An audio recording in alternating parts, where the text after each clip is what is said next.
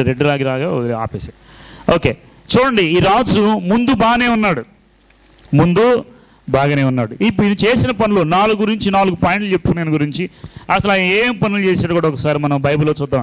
26వ అధ్యాయము 6వ వచనంలో ఆయన ఏం చేశాడంట? ప్రాకారాలన్నీ కూడా పడగొట్టించాడు, గోడలు కట్టించాడు, తర్వాత పన్నులు వసూలు చేశాడు. 26:9 చూడండి ఒకసారి.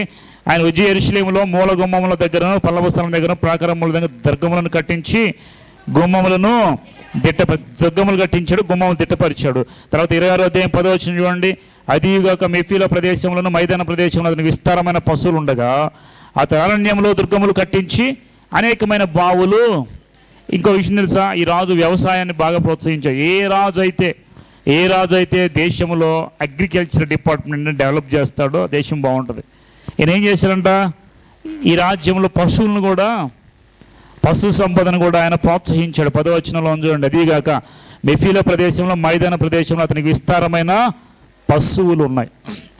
అప్పుడు ఆ ప్రదేశంలో పశువులు ఉండగా అతను అరణ్యంలో దుర్గములు కట్టించి అనేకమైన బావులు కూడా దవ్వించి. బావులు దవ్వించిన వాళ్ళు మీకు ఎవరైనా గుర్తున్నారా? పాత నిబంధన గ్రంథంలో ఇస్సాకేనా, లేకపోతే ఇంకా ఆయన ముందు ఎవరైనా దవ్వించారా? అబ్రహాము దవ్వించిన బావుల్ని మూసేస్తే మరలా ఇస్సాకు వాటిని తవ్వించాడు. ఎప్పుడు? కరువు వచ్చినప్పుడు. నేను చెప్తానండి, ఎక్కడ వాటర్ లేకపోయినా నీ ఇంట్లో వాటర్ ఉంటుంది. ఎక్కడ ఏది లేకపోయినా దేవుడు నీకు తోడుగా ఉంటే నీకు దేవుడు ఎడారిలో నీళ్లు కురిపించగలరా? దేవుడు కురిపించగలరా లేదా? ఎవరు? ఇష్మాయేలు తల్లి ఎవరు చెప్పండి? ఇష్మాయేలు తల్లి ఎవరు? హాగరు దేవునికి మొరపెట్టి అడిగితే నీటి బుగ్గను పుట్టించాడు ఎడారిలో. తర్వాత అబ్రహాము కరువు వచ్చినప్పుడు ఆయన బావులు తవ్విస్తే బావులో నీళ్ళు వచ్చినాయి.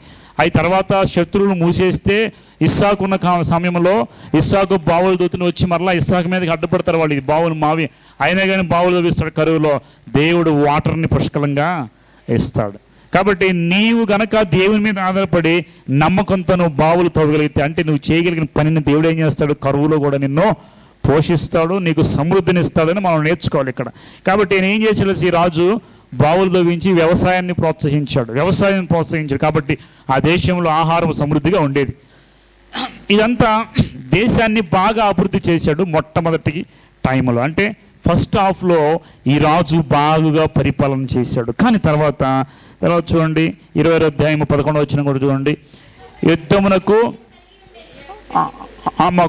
ఒక నిమిషం ముందుగా మనం ఎంత ప్రదేశం విస్తారం పశువులు ఉండగా 10వ వచనంలో 3వ లైన్ చూడండి. అతనికి విస్తారమైన పశువులుగా అరణ్యంలో దుర్గములు కట్టించి అనేకమైన బావులు త్రవించాడు. వ్యవసాయం అందు అతడు అపేక్ష గలవాడు గనుక పర్వతములలో కర్మేల్లో అతనికి వ్యవసాయకులు, ద్రాక్ష తోట పనివారు. బైబిల్ చెప్తుంది క్లియర్గా, వ్యవసాయాన్ని కూడా అభివృద్ధి చేసిన రాజు ఈయన. ఏ రాజు అయితే ఈ వ్యవసాయాన్ని అభివృద్ధి చేస్తాడో ఆ దేశము చక్కగా వర్ధిల్లుతుంది. తర్వాత 11వ వచనం. యుద్ధమునకు ఉజ్జియాకు సైన్యము కలిగి ఉండెను. అందులోని యోధులు రాజధిపతులు హనన్యాను వాని చేతి క్రింద నుండి ఖజానాదారుడుగో మయసేయుకు ప్రధానమంత్రి యెహోయాలు వారి లెక్క ఎంతైనా చూచి వారికి పటాలముగా ఏర్పరచు వారై ఉండేది. చూడండి, ఈయన ఈ యుద్ధం చేయటంలో పరాక్రమశాలు అయినటువంటి 13వ వచనం చూడండి. రాజునకు సహాయం చేయటకు ఈ శత్రువులతో యుద్ధము చేయడం పేరు పొందిన పరాక్రమశాలైన 3,07,500 మంది సైన్యం వారి చేతి కింద ఉండెను. వీరికి దాకా సైన్యాన్ని పెంచుకున్నాడండి. యుద్ధం వస్తే యుద్ధం చేయడానికి సైన్యాన్ని చక్కగా పెంచుకున్నాడు ఈ రాజు. ఇప్పుడు 15వ వచనం. మరియు అతడు అమ్ములనేమి పెద్దరాళ్ళనేమి ప్రయోగించడానికి ఉపాయశాలలు కల్పించిన యంత్రములను యెరూషలేములో చేయించి దుర్గములలోను బురుజులలోనూ ఉంచెను. అతడు స్థిరపడు వరకు, వినండి జాగ్రత్తగా, ఇది అతడు స్థిరపడు వరకు అతనికి ఆశ్చర్యకరమైన సహాయము కలిగిన గనుక అతని కీర్తి దూరముగా. ఇది చాలా ఇంపార్టెంట్. దీనికంటే ముందుగా ఒక విషయం చెబుతా. ఈ రాజు ఏం చేశాడు? యుద్ధానికి సంబంధించిన ఆభరణాలన్నీ కూడా తయారు చేయించాడండి. ఎక్కడ తెలుసా? యెరూషలేములో. ఇప్పటికీ యెరూషలేముకి ఎక్కువగా వచ్చే ఆదాయం తెలుసా మీకు? యెరూషలేముకి ఆదాయం ఎక్కువ తెలుసా మీకు? వ్యవసాయం ఒకటి. రెండోది ఏం చెప్పండి? ఏం యుద్ధోపకరణాలను చూసారా? యుద్ధానికి సంబంధించిన ప్రతి దాన్ని ఆయుధాలు తయారు చేసి ప్రపంచానికి అమ్ముతారు. ఇప్పటికి కూడా టెక్నాలజీతో తయారు చేసి ప్రపంచానికి అమ్మేవాళ్ళు ఇజ్రాయెల్. అందుకే వాళ్ళ దగ్గర ఉన్న టెక్నాలజీ ప్రపంచ దేశాల్లో దాదాపుగా 55% పైగా ఇజ్రాయెల్ దేశం నుండి కొనుక్కుంటారంట ఆయుధాలు. తెలుసా మీకు ఆ విషయం? గుర్తుపెట్టుకోండి. ఇప్పుడు దేవుని మాట ఏం సెలవుస్తుందంటే అతడు స్థిరపడు వరకు. ఎవరు? ఉజ్జియా స్థిరపడేంత వరకు అతనికి ఆశ్చర్యకరమైన సహాయము. మీరు అనుకుంటున్నారు కదా, నాకు వచ్చే 10,000లో, నాకు వచ్చే 20,000లో, నాకు వచ్చే తక్కువలో నేను సరి చేసుకోలేకపోతున్నాను అనుకుంటున్నారా మీరు? మిమ్మల్ని స్థిరపరిచే వరకు ఆశ్చర్యకరంగా నీకున్న దానిలోంచే దేవుడు సమృద్ధినిస్తాడు. కొద్దిలో సమృద్ధి. నిజానికి ఆలోచిస్తే మనకు వచ్చే శాలరీ, మనకు వచ్చేటువంటి డబ్బు మనకు సరిపోకపోవచ్చు. ఇప్పుడు పేద విధురాలు ఉంది కదా, ఆమె దగ్గర ఏముంది చెప్పండి? పేదవిధురాల దగ్గర ఏముంది? కొంచెం పిండే ఉంది, చేసుకొని ఇద్దరే తిందాం అనుకున్నారు. అవునా? ఈ కొంచెంలోంచి సమృద్ధినివ్వగలిగిన వాడు దేవుడు. దేవునికి ఇచ్చి దేవుని ఆశీర్వాదం పొందుకున్న తర్వాత ఎలాగ తిన్నారు వాళ్ళు? భూమి మీద వర్షం కురిసినంత వరకు వారికి ఏది కదువుగానే ఆ పిండి విసికే పిండిలో, తొట్టిలో పిండి తక్కువ కాదు, నూనెలో నూనె తక్కువ కాదు, బుడ్డిలో నూనె అనేది తక్కువ కాదు. దేవుని ఆశ్చర్యమైన సహాయం అంటే ఇదే. ఏలియా వెళ్ళి ఎక్కడో నిలబడి దాక్కుంటే ఏలియాకి కాకులందో ఆహారం ఇచ్చి, ఇది ఆశ్చర్యమైన సహాయమా కాదా? మీరు చెప్పండి. ఏలియాని ఆశ్చర్యంగా పోషించాడు దేవుడు, కాకోలం ధర పంపించాడు. తర్వాత ఈ విధవరాలైన స్త్రీని దేవుడు ఆశ్చర్యంగా పోషించాడు. అలాగే దేవుడు నిన్ను కూడా ఆశ్చర్యంగా నీకు సహాయం చేసి నిన్ను స్థిరపరిచేవాడు. కానీ మనం అనుకున్న వెంటనే జరగాలని మనం అనుకుంటాం. నేను ఒకటే చెప్తున్నా, మీరు అనుకున్న వెంటనే అన్నీ జరగవు. అనుకున్న వెంటనే ప్రార్థన, మనం ఏంటంటే ఎలాగంటే ఇన్స్టెంట్ కాఫీ ఎలా తాగుతారో అనుకోగానే వచ్చేయాలి. ఈరోజు ప్రార్థన చేసిన రేపుకి వచ్చేయాలి, రాకపోతే దేవుడు నాకు ఏమి లేదు అనుకుంటాను. నేను ఒకటి చెప్తా, దేవుడు ఎప్పుడు కూడా ఓం భీమ్ అని ఎప్పుడు మరి పనిచేయడు. దేవుడు మంత్రాలు పెట్టేసి ఇప్పుడు రావాలని అలా ఉండదని దేవుని పని ఎప్పుడు కూడా. రాత్రికి రాత్రి నిన్ను సూపర్ చేశాడు దేవుడు. నిన్ను బాగా శ్రమలను నలగొట్టి ప్రార్థన చేసి ఎదురు చూసి అయ్యా ఇంకెంతకాలం అయ్యా నేను నలిగిపోతున్నాను ప్రభు అని దావీదు ప్రార్థన చేయాలా? కీర్తన గ్రంథం చదువుకోండి. దేవా నేను నలిగిపోతాను, శ్రమల్లో కుణిగిపోయాను, ఇంకెన్నాళ్ళ వరకు నన్ను మర్చిపోతావు ప్రభు, ఇంకెన్నాళ్ళ వరకు నాకు బేలు చేయకుందు ప్రభు అని ఏడ్చి ప్రార్థన చేసే దినాల్లో ఉన్నాడు. అలాగే మనం కూడా ఏం చేయాలంట? ప్రార్థన చేయాలి. దేవుడు అంట మనిషికి ఎందుకు సుఖదుఖాలు పెట్టాడు తెలుసా? ప్రసంగి గ్రంథంలో ఉంటుంది, దేవుడు నరులు అభ్యాసము పొందవాలని దేవుడు వారికి సుఖదుఖములను ఏర్పరిచినని బైబిల్ వాక్యం చెప్తుంది. ఈరోజు మీకు కష్టం వస్తుందంటే దాని ద్వారా ఒక పాట నేర్చుకోవాలి. దేవుడు నీకు ఇవ్వాలంటే ఒక్క నిమిషం పట్టదు. దేవుడు నీకు ఏదైనా ఇవ్వాలంటే ఆయన ఆమెన్ అంటే జరిగిపోతుంది. కానీ ప్రతి వానికి తగిన సమయంలో దేవుడు ఇస్తాడు. నిర్ణయ కాలము రావాలి. అవునా కదా? అబ్రహాముతో దేవుడు ఏం చెప్పాడు? నీకు నేను బిడ్డలను ఇస్తా అన్నాడు. ఏ సంవత్సరంలో చెప్పాడు? 75 సంవత్సరంలో చెప్పాడు. వాళ్ళు బయటకు వచ్చాడు, నీకు నేను సంతానం ఇస్తాను, నీ సంతానము ప్రపంచాన్ని వాళ్ళు ఏం చేస్తారంటే ఆక్యుపై చేసుకుంటారు, ఆకాశ నక్షత్రాల కన్నా ఇసుకరేణుల కన్నా గొప్పగా ఇస్తానని చెప్పాడు దేవుడు. కానీ అబ్రహాం అనుకున్నాడు రేపు ఇస్తాడు, ఎల్లుండి ఇస్తాడు. 1 సంవత్సరం ఎదురు చూశాడు, 2 సంవత్సరాలు ఎదురు చూశాడు, 4-5 ఏళ్ళు బాగానే ఉన్నాడు. 5వ సంవత్సరం 10 సంవత్సరాలు విశ్వాసం అంతా సన్నగిల్లిపోయింది. అప్పుడు ఏం చేయాలి అర్థం కాకపోతే ఇంకా నా ముసలోళ్ళు అయిపోతున్నామని చెప్పి తొందరపడి వాళ్ళు ఏం చేశారు? హాగరును తీసుకొచ్చి పెట్టేసింది ఆవిడ. చూడండి, సమయం గడిచే కొద్దీ నీ విశ్వాసము సన్నగిల్లిపోతూ ఉంటుంది. సమయము గడిచే కొద్దీ విశ్వాసము సన్నగిల్లిపోతూ ఉంటుంది. ఇలాంటి సమయంలో మీరేం చేయవలసా? మీరేం చేయాలి? How to handle delay. ఆలస్యాన్ని మనం ఎలా హ్యాండిల్ చేయాలి? ఏం చేయొద్దు, దేవుని వైపు నమ్మకం ఉంచి అలా కొనసాగిపోండి అంతే. నిరీక్షణ కలిగి ముందుకెళ్ళిపోండి, విశ్వాసాన్ని కాపాడుకోండి. ఖచ్చితంగా దేవుడు ఇస్తాడా లేదా? అబ్రహామును విడిచిపెట్టాడా? మేము ముసలోళ్ళం అయిపోయాం, మేము ఇంకా పిల్లల్ని కన్నమేమో అనుకున్నారు వాళ్ళు. కానీ దేవుడు ఏం చేశాడు? సంతానం ఇచ్చాడు. సంతానం ఎప్పుడు ఇచ్చాడు? 100వ సంవత్సరంలో ఇచ్చాడండి. దేవుడు ఆలస్యం చేస్తూ కానీ అలక్ష్యం ఎప్పుడు చేయడు. ఆయన చేసేవాడు కాదంతే. మనం అనుకుంటాము ఏదైనా కీడు రాగానే దేవుడు నాకు బెయిల్ చేయడం అది మనుషులు చేస్తారు అట్లా. ఇప్పుడు మనుషులు ఎదురు ఉన్నారండి, ఎదురుకి తేడా వచ్చింది అనుకుంటాడు, నాకు తేడా వచ్చింది కాబట్టి దేవుడు నాకు మేలు చేయడం అనుకో. ఇది మనుషుల స్వభావం. కానీ దేవుని స్వభావం అది కాదు. నువ్వేదైనా కీడు చేయగానే దేవుడు నిన్ను కీడు చేసేసి మేలు చేస్తే మేలు చేయటం, మంచిగుంటే మంచిగుండడం, చెడుకుంటాం, మారిపోవటం మనుషుల స్వభావాలు. కానీ దేవుని స్వభావం దేవుడు ఎప్పుడు ఒకలాగే, దేవుడు ఎప్పుడు ఒకేలాగా ఉంటాడు, నువ్వు ఎలా ఉన్నా కానీ మనం దేవుడిని సరిగా అర్థం చేసుకోలేదు. అబ్రహాం అండి చూడండి, ఎదురు చూశాడు కానీ దేవుడు ఇచ్చాడా లేదా? ఎప్పుడు ఇచ్చాడు? బైబిల్లో ఉంటుంది, ఇదిగో మీదటికి నిర్ణయ కాలమున. నేను రెఫరెన్స్ చూపించట్లా, మీకు తెలుసు ఆ వాక్యం. ఆదికాండం 19వ అధ్యాయం, మీదటికి నిర్ణయ కాలాన్ని నేను మరలా వచ్చేదను, నీకు ఒక కుమారుడు కలుగుతాడు అని చెప్పేసి శారాతో అబ్రహాంతో చెప్తాను. మీదటికి దేవుడు ఆ మాట ముందు చెప్పాడా? ఇస్తానన్నాడు, నేను ఎప్పుడు ఇస్తాడు చెప్పలా. ఇప్పుడు వచ్చి మీదటికి నేను ఇస్తాను. కాబట్టి మీరు ఎంత ప్రార్థన చేసినా జవాబు రాకపోతే మీరు దిగిలి పడాల్సిన అవసరం లేదు. ఈరోజు కాకపోతే రేపు దేవుడైనా ఇస్తాడు. మీరేం భయపడాల్సిన పరిస్థితులు నీ మీదకి వచ్చినా, ఎలాంటి స్థితులు వచ్చినా మీరు అనుకోవచ్చు, పోటీ ప్రపంచంలో మీ మొన్నగాక మనం చూశారు లేదో, ఒక తండ్రి ఇద్దరు బిడ్డలను తీసుకొని ఇంటికి వచ్చి, నా పిల్లలు కాలేజీ స్కూల్లో సరిగ్గా చదవట్లేదు, ఫీజులు కడుతున్నాను, వాళ్ళు సరిగ్గా అందుకోలేకపోతున్నారు, నా బిడ్డలు చదవలేరేమో, ఈ సమాజంలో నిలబడలేరు అని చెప్పేసి ఇద్దరికి చేతులు కట్టేసి బకెట్లో వాళ్ళ తల పెట్టేసి వాళ్ళని చంపేశారండి. తెలుసా మీకు ఆ విషయం? చిన్న పిల్లలకి ఏమొచ్చు చదువు తెలీదా? పేపర్లో వేశారు. రాజమండ్రి, కాకినాడ. ఏం చేశారు చూడండి, నా బిడ్డలు, వాళ్ళ వయసు ఎంత, చిన్నపిల్లలండి, ఫస్ట్ సెకండ్ క్లాస్ చదువుతున్నారు, వాళ్ళు సరిగా అర్థం చేసుకోలేకపోతున్న బిడ్డలు ఏం చేశాడు, నా పిల్లలు సమాజంతో పోటీ పడలేరేమనుకుని చిన్న బిడ్డలు ఇద్దరిని నీళ్ళల్లో పెట్టేసి, బకెట్లో నీళ్లు నిండుగా పెట్టి లోపలికి పడుకోబెట్టి వాళ్ళు గిలగిల కొట్టుకులాడుతున్న చేతులు కట్టేసి ఎంత గడుగులాడు చనిపోయింటారు చూడండి. వాళ్ళిద్దరిని చంపి అతను కూడా ఊరేస్తుంది చనిపోయాడు. వాళ్ళు ఏమాత్రం పోటీ పడలేకపోతున్నారు. నేను ఒకటి చెప్తానండి, ప్రపంచం ఎంత పొజిషన్కి వెళ్ళి పోటీ పడే స్థితికి వచ్చినా నువ్వు భయపడాల్సిన అవసరం లేదు. వినండి, అంత కరువు వచ్చినా నువ్వు భయపడాల్సిన అవసరం లేదు. నీ బిడ్డలు పోటీ పడతారో లేదు అనవసరం, దేవునికి అప్పగించుకో. నీవు అందరితో నడుస్తావో లేదు నీకు అనవసరం, దేవునికి అప్పగించుకో.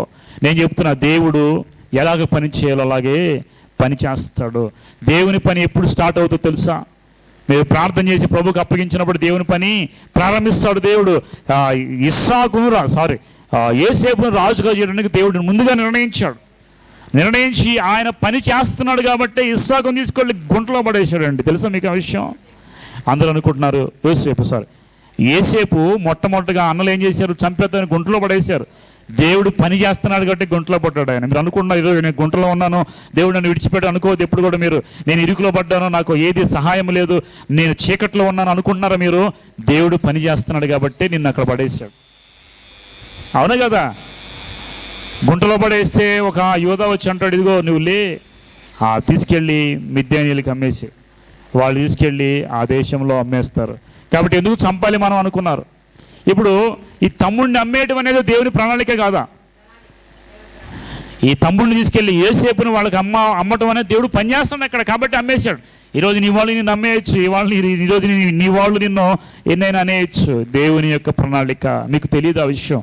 ఈరోజు నీకు అన్ని క్లోజ్ అయిపోవచ్చు. దేవుని ప్రణాళిక, దేవుడు పని చేస్తున్నాడు అని గుర్తుపెట్టుకోవాలి మీరు. దేవుడు పని చేయట్లేదా? దేవుడు అన్ని నీకు చెప్పడం. ఆయన తీసుకొచ్చేసరికి మనం అబ్బా ఇదా నాకు చెప్పొచ్చు ప్రభావ ముందే, నేను నమ్మకంగా ఉండేవాడు. ఇప్పుడు ఇజ్రాయేల్ 40 ఏళ్ళు అరణ్యం నడిచారు కదా, మిమ్మల్ని బయట తీసుకెళ్తాను 40 ఏళ్ళు అరణ్యం నడవాలంటే ఒక్కళ్ళని బయటకు వచ్చేవాళ్ళ. దేవుడు ముందు చేతి కొన్ని జరగవండి అంతే. అబ్రహాముని కూడా నువ్వు బయటికి రా అన్నాడు, కానీ ఎక్కడికి వెళ్ళాలో చెప్పడం, గొడవలు వేసుకున్నాడు, ఎటువంటి నడిపిస్తాడో వెళ్ళిపోయారండి. 40 ఏళ్ళు నువ్వు అరణ్యంలో ఇబ్బంది పడాలి, 40 ఏళ్ళ దాకా మీరు కానాన్ని వెళ్ళరు అంటే, కానాన్ని మేము మావ ఇక్కడే ఉంటాం, చచ్చిపోతూ ఉంటారు. అందుకే దేవుడు చెప్పలేదు. దేవుడు మనకి ఏది ముందు చెప్పడం. మనం ఏం చేయాలి తెలుసా? విశ్వాసం ఉంచి ఇటు నడిపిస్తే అటు నడుచుకుంటూ వెళ్ళిపోవాల్సి తప్ప మనం దేవునికి ప్రశ్నించేంత వాళ్ళం మనం కానీ. దేవుడు పని చేస్తున్నాడు కాబట్టే ఆ యోసేపుని తీసుకెళ్ళి మరలా పొతిఫర్ ఇంట్లో అమ్మేసుకున్నారు కదా. పొతిఫర్ ఇంట్లో ఆయన మీద నింద చేశారు. దేవుడు పని చేస్తున్నాడు లేదు, ఎక్కడ కూడా పని చేస్తున్నాడు కాబట్టే తీసుకెళ్ళి చెరసాలలో పెట్టింది. ఎందుకు తెలుసా? ఆ చెరసాలలో రాజు యొక్క సంరక్షకులు, అధిపతులు ఉన్నారు, వాళ్ళు పానదాయకుడు, భక్షికారుడు. అక్కడికి వెళ్ళాలి ఇప్పుడు యోసేపు కాబట్టి ఆయన మీద నిందేశాడు దేవుడు. నింద వేయించేలాగా అవకాశం ఇచ్చాడు దేవుడు. నిందేసిన దేవుడు కదలే, వాళ్ళు నిందేసి ఇలా ఇది దేవుడు పనిచేస్తున్నాడు లేదా? ఎప్పుడైతే వాళ్ళు కళ్ళగన్నారు, వాళ్ళు కళ్ళ భావం చెప్పింది ఎవరు? వాళ్ళు వెళ్ళిపోయారు, రాజు దగ్గరికి మర్చిపోయారు. దేవుడు పనిచేస్తున్నాడు లేదా? ఒకానొక రోజు దేవుడు ఆ ఫరోకి కళ ఇచ్చాడు. ఆ కళ ఇచ్చినప్పుడు ఆ కళ ద్వారా ఏం చేశాడు? యోసేపుని రప్పించాడు. దేవుడు పని చేయడానికి ఎంత కాలం పట్టింది తెలుసా? 13 సంవత్సరాలు పట్టిందండి. ఈరోజు నీ పట్ల దేవుడు పని చేస్తున్నాడా లేదా? నువ్వు దేవునికి అప్పగించావంటే దేవుడు తప్పనిసరిగా నీ పట్ల పని చేస్తాడు. సమయం పట్టిద్ది, భయపడాల్సిన అవసరమో లేదు. నీవు ఈ సంవత్సరాలన్నింటిలో ఎంత పోగొట్టుకున్నావు, నీ అవమానానికి ప్రతిగా రెట్టింపు ఘనతను దేవుడు నీవు పోగొట్టుకున్న దానికి, అవమానానికి, ఇంతకాలం ఏదైతే నువ్వు పోగొట్టుకున్న దానికి రెట్టింపు దేవుడు ఇస్తాడు. అప్పటికి ఎలా ఉందో దానికి వడ్డీ వేసి మరి ఇస్తాడండి.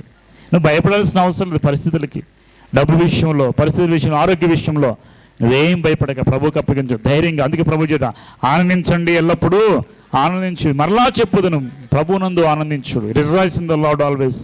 అంటే again I say rejoice in the Lord always. ప్రభువునందు ఎల్లప్పుడూ ఆనందించు. ఎందుకంటే నా దేవుడు నాకు మేలే చేస్తానికి కీడెప్పుడు.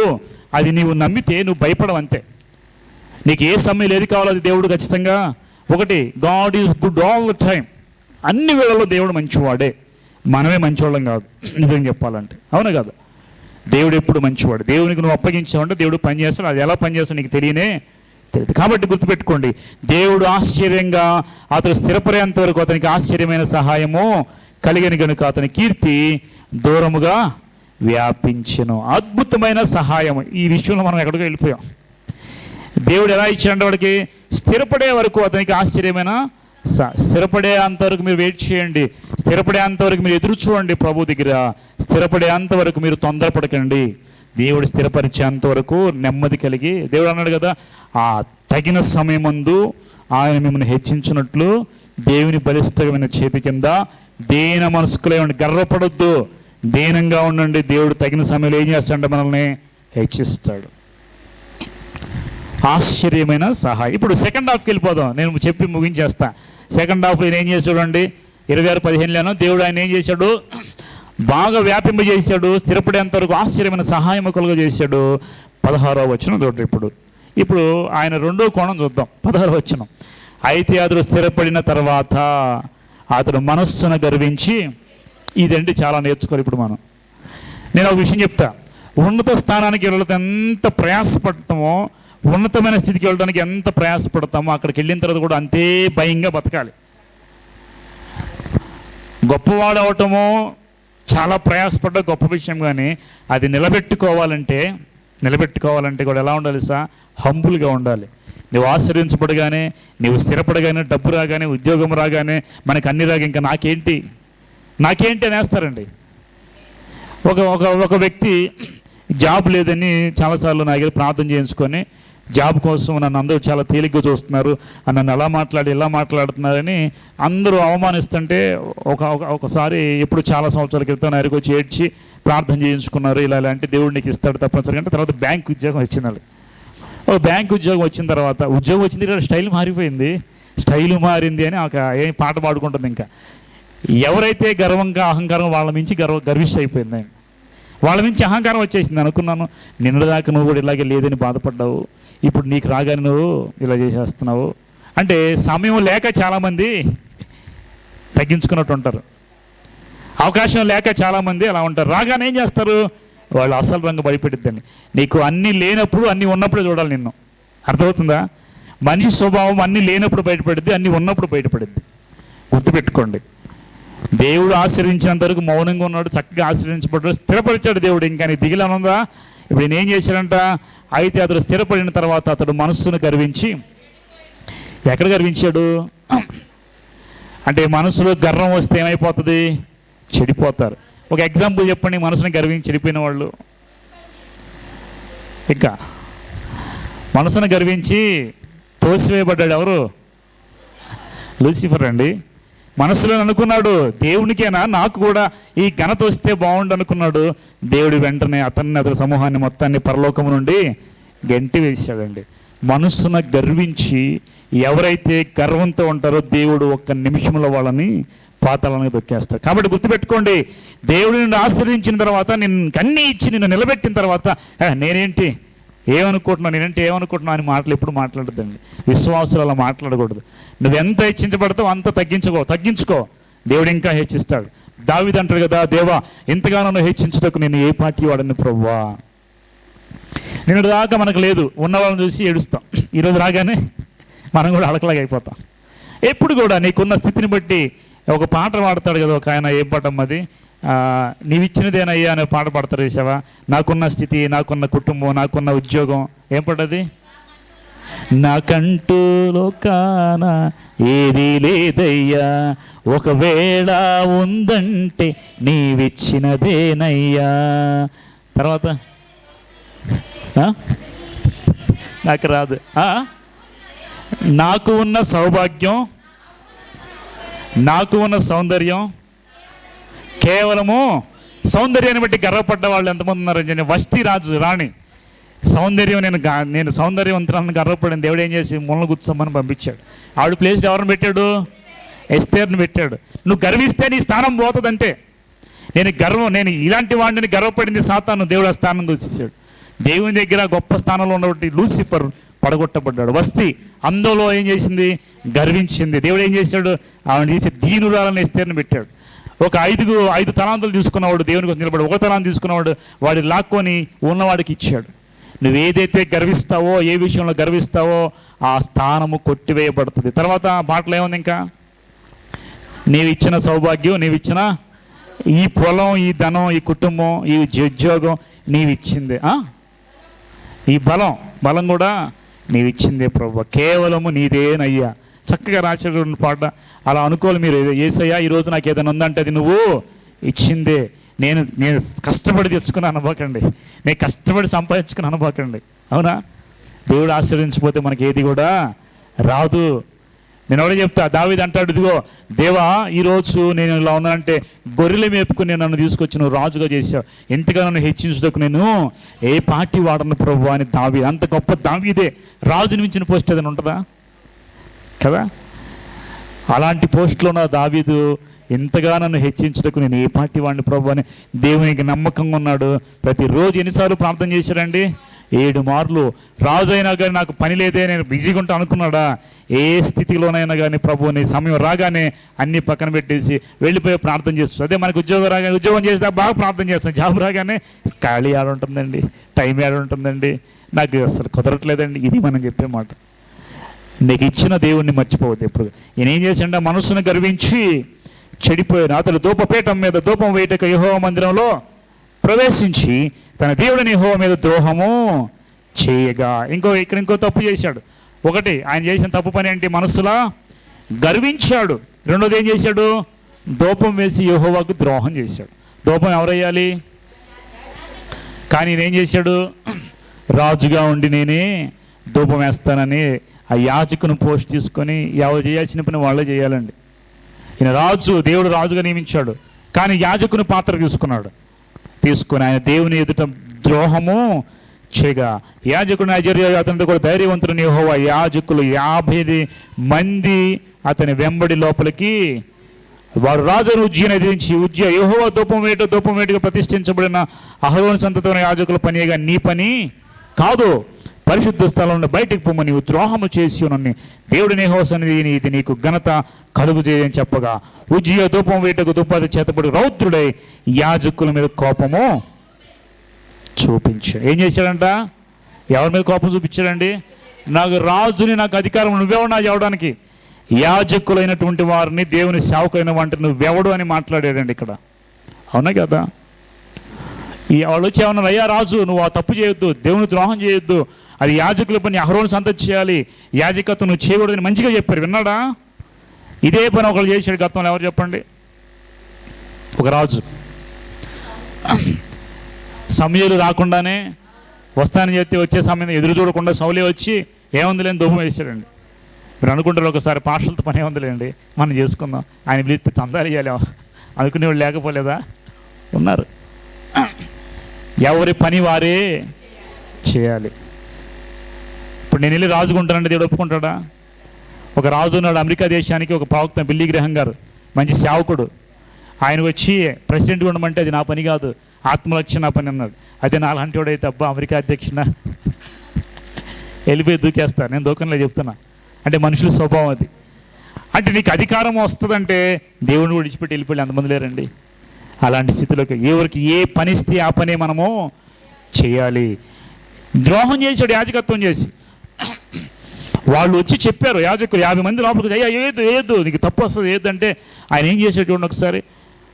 నీవు ద్రోహం చేసి ఉన్నావు, దేవుడిని యెహోవా నీకు ఘనత కలుగుది అని చెప్పక ఉజ్జియా 19 వచ్చిన ధూపం వేటకు ధూపాతం చేత పట్టుకొని రౌద్రుడై యాజకుల మీద, రౌద్రుడైపోయి యాజకుల మీద ఏం చేశాడు అంటే గర్వం, అహంకారం, యాజకుల మీద కోపంగా చూపాడు. కోపంతో చూశాడండి. వాళ్ళు ఉరువురుని చూసినా ఒకటి, మన మొహాలకు చూసినా. అవునా కదా? లోకానుసారమైన వాళ్ళు ఉరువురు చూసినా ఒకటే, మనం మామూలుగా చూసినా గుడ్లు పీకేస్తాడు దేవుడి. జాగ్రత్త. అవునా కదా? ఎవరి మీద మన కోపం? యాజకుల మీద, దేవుడు ఏర్పాటు చేసుకున్న వాళ్ళ మీద. ఇష్టం వచ్చిన మాట్లాడేస్తాం చాలామంది. చాలా జాగ్రత్తగా ఉండాలి కొన్ని విషయాలు. రౌద్రుడే అంట యాజకుల మీద కోపం చూపాను. యెహోవా మందిరంలో ధూపం పీఠం ప్రక్కన అతడు ఉండగా యాజకుడు చూచునే ఉన్నప్పుడు అతని నొసట ఏం పుట్టిందమ్మా? మామూలుగా చెప్పి తిన్నాడా? అయ్యా వద్దయ్యా, ద్రోహం చేయొద్దయ్యా, దేవుడు అన్యాయం చేయొద్దయ్యా అంటే ఉన్నాడా? రౌద్రులు ఇలా చూశారంట. దేవుడు పైనుండి చూశాడు ఆయన్ని, ఒకే ఒక్క చూపు పైనుండి ఒక్కసారి చూశారండి. చూడగానే ఏమొచ్చింది ఆయనకి? కుష్ఠరోగం, నొసట కుష్ఠరోగము పుట్టాను. ప్రధాన యాజకుడైన యాజకులు అందరూ అతని వైపు చూడగా అతను నొసట కుష్ఠ గలవాడేండును కనుక వారు తడవ చేయక అక్కడ నుండి అతను బయటికి వెళ్ళగొట్టిరి. యెహోవా తను మొత్తినని ఎరిగి ఆ బయటికి వెళ్ళకు తానును. వీళ్ళు చెప్పినంతకాలం వినలేదు. నేనే అన్నాడు, నాదే అన్నాడు. దేవుడు ఒక్కసారి మొత్తేసరికి ఒక్కసారిగా బయటికి పరారైపోయాడు. అవునా? రాజైన ఉజ్జియా తన మరణ దినం వరకు కుష్ఠరోగిగా ఉండెను. కుష్ఠరోగి యెహోవా మందిరంలో పోకుండా ప్రత్యేకింపబడి కనుక అతను ప్రత్యేకంగా ఒక ఇంట్లో నివసించుండెను. అతని కుమారుడైన యోతాము రాజు ఇంటి వారి అధిపతి దేశపు జనుల న్యాయము తీర్చుచు ఉండెను. తర్వాత ఉజ్జియా చేసిన కార్యం గురించి ఆమోజు కుమారుడు ప్రవక్త అయిన యెషయా వ్రాసెను. ఉజ్జియా తన పితరులతో కూడా నిద్రినాడు. కుష్ఠరోగి రాజు సంబంధమైన శ్మశాన భూమిలో అతని పితరుల దగ్గర అతని పాతి పెట్టింది. అతని కుమారుడైన యోతాము అతనికి బదులుగా. ఇప్పుడు చెప్పండి, what to do, what not to do? ఇప్పుడు చెప్పండి, ఏం చేయాలో ఏం చేయకూడదు? ఏం చేశాడైనా? మనస్సును గర్వించి, స్థిరపడిన తర్వాత మనస్సును గర్వించి దేవుని ఎదిరించాడు, యాజకుల్ని ఎదిరించాడు. నేనే అన్నాడు, వీళ్ళు ధూపం వేసాడు. వీళ్ళు ధూపం వేసిన దాన్ని బట్టి యెహోవా అతనిని. నేను ఒకటి అడుగుతాను, నిన్నటిదాకా దేవునికి మంచిగానే ఉన్నాడు కదా, దేవుడు కనికరించాడా? వినండి, దేవునికి నువ్వైనా ఒకటే, నేనైనా ఒకటే. మంచిగా ఉన్నాడు అన్ని విషయాల్లో, కానీ ఒక విషయంలో దేవునికి కోపం పుట్టించాడు. దేవుడు కుష్ఠరోగాన్ని అతనికి నొసట పెట్టాడు. మందిరం నుంచి బయటికి వెళ్ళగొట్టబడ్డాడు. చచ్చిపోయేంతవరకు కుష్ఠరోగం పోయిందా? పిల్లలు మాట్లాడద్దు. చనిపోయేంతవరకు కుష్ఠరోగం పోలే. దేవునికి ఇష్టడిగా ఉన్నవాడు సెకండ్ హాఫ్లో దేవునికి అయిష్టడిగా ఉండి మొత్తబడి చంపబడ్డాడండి. ఏ దేవునికి ఇష్టడిగా ఆ దేవుడే అతను మొత్తి చంపేశాడు. భయంకరం కదా అది. స్టార్టింగ్ కన్నా ఎండింగ్ చాలా ఇంపార్టెంట్. ప్రారంభంలో అందరూ బాగానే ఉంటారు, దేవుని నమ్ముకుని కొత్తలు అందరూ బాగానే ఉంటారు, కానీ చివరికి మనకి చివరి ముఖ్యం. దేవుని కోసం నిలబడదనుకున్న వాళ్ళందరూ పడిపోయారు. వ్యభిచారులైన వారు, మోసగాళ్ళైన వారు, దొంగలైన వారు మధ్యలో దేవుని దగ్గర చివరికి ఎండింగ్ బాగుంది వాళ్ళది. శిలువలో దొంగ కూడా ఎండింగ్ బాగుంది. వ్యభిచారంలో పట్టబడిన స్త్రీ ఎండింగ్ బాగుంది. దేవుణ్ణి అత్తరు కడిగిన స్త్రీ ఎండింగ్ బాగుంది. కాబట్టి గుర్తుపెట్టుకోండి, మనము ఎండింగ్ అనేది చాలా చక్కగా ముగించాలి. ప్రారంభించడం గొప్పగానే ముగించడం చాలా. రాజు అయిన ఉజ్జియా ఒకసారి గమనిస్తే ఆయన ఎలాంటి వాడు అంట? యథార్థవంతుడు, న్యాయవంతుడు. రెండోది ఏంటి? యెహోవాను ఆశ్రయించాడు. మూడోది ప్రాకారాన్ని పడగొట్టాడు. నాలుగోది ఏం చేశాడు? బహుగా వర్ధిల్లాడు. మళ్ళీ తర్వాత ప్రాకారాలు కట్టించాడు, వ్యవసాయాన్ని అభివృద్ధి చేశాడు, సైన్యాన్ని పెంచుకున్నాడు, అన్ని మంచి పనులు చేశాడు. ఎప్పుడైతే స్థిరపడేందో దేవుడు అతని బాగా తోడుగా ఉన్నాడు. స్థిరపడిన వెంటనే ఏం చేశాడంట? అప్పుడు వచ్చింది లోపల ఉన్నవాడు బయటకు వచ్చాడు. మీలో కూడా ఒకడు ఉంటాడు, మీకు తెలియదు అమ్మా, తెలుసా? నాలో కూడా ఉంటాడు, మీలో ఒకడు ఉంటాడు. పరిస్థితులను బట్టి బయటకు వస్తూ ఉంటాడు. వాడిని అణిచేస్తా ఉండండి. వాడు బయటకు వచ్చి అంటే మిమ్మల్ని చంపేస్తాడు. అర్థమవుతుంది అందరికీ? వినండి ఒకసారి. మనలో ఉన్నవాడు బయటకు వచ్చాడంటే నిన్ను చంపేస్తాడు. జాగ్రత్తగా ఉండాలి. ఉజ్జియా కుష్ఠు వ్యాధి కలిగి మరణం వరకు కుష్ఠరోగంతోనే ఉండి చనిపోయి దేవుని కోపాన్ని అతని మీదకి తెచ్చుకున్నాడు. ఈరోజు మీరు ఎట్టి పరిస్థితుల్లో ఇలా ఉండొద్దు. ముందు హాఫ్లో ఉజ్జియాలాగా ఉండండి, సెకండ్ హాఫ్లో ఉజ్జియాలాగా ఉండొద్దు. ఓకే, అర్థమైంది అందరికీ? ఉజ్జియా గురించి, యోవాషు గురించి కూడా మీకు గుర్తుందా? ఈ రెండు అంతకు ముందు రాజు గురించి గుర్తుందా? లేదు, అయిపోయింది. ఎప్పుడప్పుడే అందుకే రాసుకోవాలన్న నేను. ఉజ్జియా ఈరోజు ఇంటికి వెళ్ళిన తర్వాత మీరు ఉన్న వాక్యం ఏం చేయాలి? ఉజ్జియా గురించి ఏం నేర్చుకోవాలి, ఏం నేర్చుకోకూడదు అని రాసుకోండి. మీకు ఈజీగా ఉంటుంది లెసన్స్. యోవాషు గురించి ఏం నేర్చుకోవాలి, ఏం నేర్చుకోకూడదు, ఇదే మనం నేర్చుకుంటుంది. లేదంటే ఇవి యూట్యూబ్లో పెడతాను, మన దాంట్లో ఖాళీ ఉన్నప్పుడు వినండి. విని ఆ విన్న వాక్యాలను బట్టి ఒకసారి మనం మెమరైజ్ చేసుకుని ఇవన్నీ మీరు గుర్తుపెట్టుకుంటే ఈ రాజుల గ్రంథం మొత్తం మనకి చక్కగా అర్థమవుతుంది. ఓకే, దేవుడు ఈ మాటలు దీవించి ఆశీర్వించి ఫలింపు చేయనుగాక. ఆమేన్. చిన్న ప్రార్థన చేద్దాం. పరిశుద్ధ స్తోత్రాలు, సర్వశక్తి కలిగిన తండ్రి మీకు వందనాలు చెల్లిస్తున్నాయి. ఈరోజు మనం ప్రేమించి సజీవుల లెక్కలో ఉంచిన ఆయన ఈ దినమున ఉజ్జియా రాజు గురించి అనేక విషయాలు మేము నేర్చుకోవడానికి మాకు ఇచ్చిన గొప్ప అవకాశాన్ని బట్టి వందనాలు. ఉజ్జియా ప్రభా మొదటిగా మంచిగా ఉన్నాడు ప్రభా, నీకు ఇష్టానుసారంగా జీవించాడు అయ్యా, చక్కగా చేశాడు. అన్ని ఎప్పుడైతే స్థిరపడ్డాడో స్థిరపడిన ఆయన మనసును గర్వించి నీకు విరోధంగా లేచి కుష్టు రోగం తెచ్చుకొని ఆయన ప్రభువా చక్కగా ప్రభు ఉండవలసిన వాడు కుష్టు రోగంతోనే నీకు వ్యతిరేకంగా లేచి చనిపోయాడు. మేము నాయన